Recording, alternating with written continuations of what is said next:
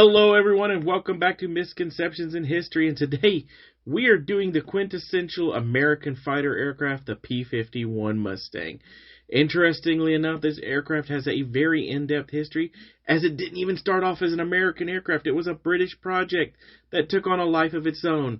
So with that being said, let's see how a plan to build a new British fighter plane ended up becoming the quintessential American fighter of World War II. Now this all starts in 1938, when the British began establishing, basically purchasing rights with the United States, trying to get their hands on supplies of different types of aircraft, noticing that there was possibility of a looming war coming in Europe. Now, the only aircraft that met British standards at the time was the P-40 Warhawk. But Curtiss Wright, the manufacturer of the P-40, wasn't able to produce these in the quantities, and they were actually short-stocked at the time. Now, at the same time, North American Aviation, which was the current supplier of the T-6 Texan, the main training aircraft for the British at the time, actually approached Sir Henry Self, who was the head of the procurement division of the British to the United States, with trying to sell him North American's B-25 Mitchell. However, Sir Henry Self didn't actually want the B-25 Mitchell. He actually asked North American Aviation if they could build a copy of the P-40 for them. Now, instead, North American Aviation countered with the fact that they could use the same engine from a P-40, but build a better airplane in less time than it would take them to begin production of the P-40. Now, Sir Henry Self was actually worried that North America had never built a fighter airplane before, and so he insisted that they use designs and bases and blueprints off of the Curtiss XP-46, which is an experimental upgrade of the P-40 Warhawk. And after some back and forth between the British government and North American Aviation, we end up with the prototype NA-73X. And this prototype would become the basis of what would eventually become the P-51. And if you look at it, you can see it. The distinct tail, the air intake on the other side of the fuselage. There's a lot of features here that show that it will one day be the P-51. And the aircraft would go through multiple updates, changes, redos, before we eventually will settle on the XP-51. But it was at this point the project was almost canceled. You see, the United States Army Air Corps had basically in its authority to stop any export of any type of weapon system, vehicle, anything that they thought would be detrimental to the development and possibly used against the United States. And they saw this new platform as something that could be used against them, and there was a lot of fear of what it could do. But due to extenuating circumstances and what was happening in Europe, it was decided not to block the British from being able to acquire these aircraft and instead help them. And it's at this time the British actually nicknamed the aircraft the Mustang. And actually through the rest of the series by the British, they would name theirs Mustang Mark I, Mark II, Mark III, and things like that. And these British Mustangs from then on did a lot of serious work. From 1940 until 1945, they were a long-range aircraft for the British. And in fact, these would be the weapons used by the British to take on the V-1 flying bombs. But the United States would really begin utilizing them in about 1944, after an earlier theory that basically heavily armed gunship-style bombers didn't need an escort. There was a need to begin escorting these because of the heavy losses. And initially the plan was to use P-38s, P-47s, and the P-51 in combination to protect the bombers. Eventually the upgraded P-51s, B, C, and later D models, with their longer fuel capacity, ended up becoming the long-range escort in the European campaign for Allied bombers. And because of the exceptional skills of the P-51 against German planes, basically the Germans were forced to develop their jet weapon program as a counter to the P-51 and other aircraft like it.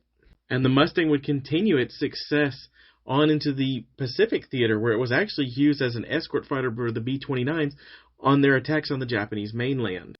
Now, after World War II, it continued to serve as the main fighter aircraft of the new United States Air Force for the next several years, as jet aircraft were introduced and being developed.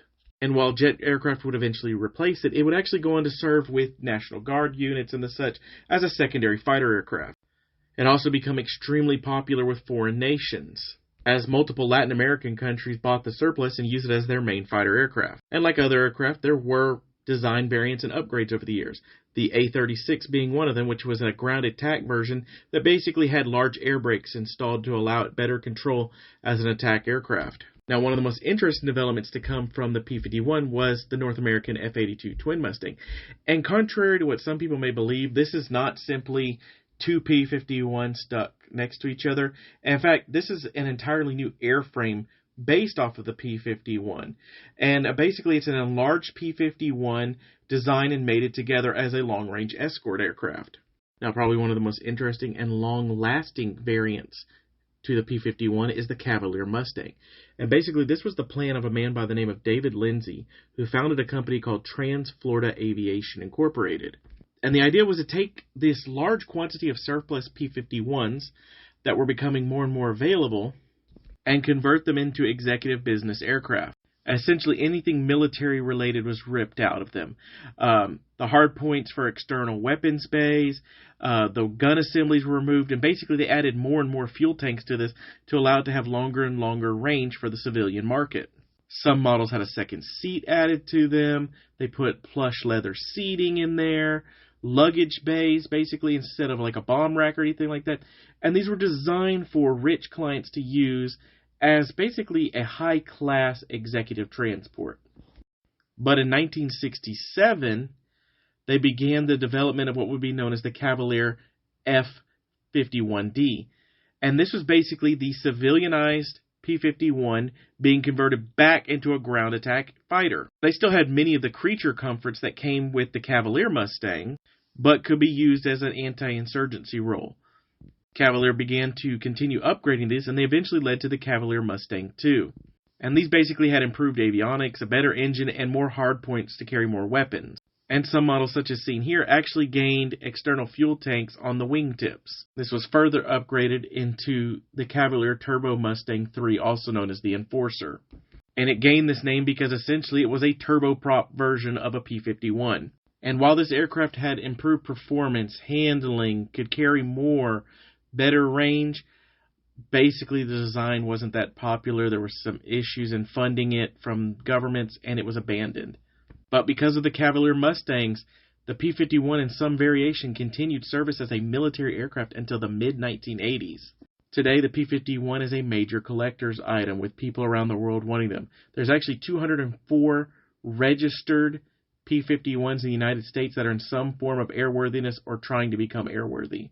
And they are in collections around the world. So there you have it, a quick look at the P-51 Mustang and a brief history of this amazing project that was basically supposed to be a British superiority fighter that the United States claimed as its own. I know some people are going to be mad I didn't talk about the Red Tails and their usage of the P-51. I will go into that a later time, but that's something that needs to be talked about on its own because there's some misconceptions about that. But we'll go into that another time. But that's it for today. I thank you for joining me on this amazing aircraft. I look forward to talking to you all next week. I will be hitting the F4U Corsair next week, but we'll hit it then. Thank you for joining me.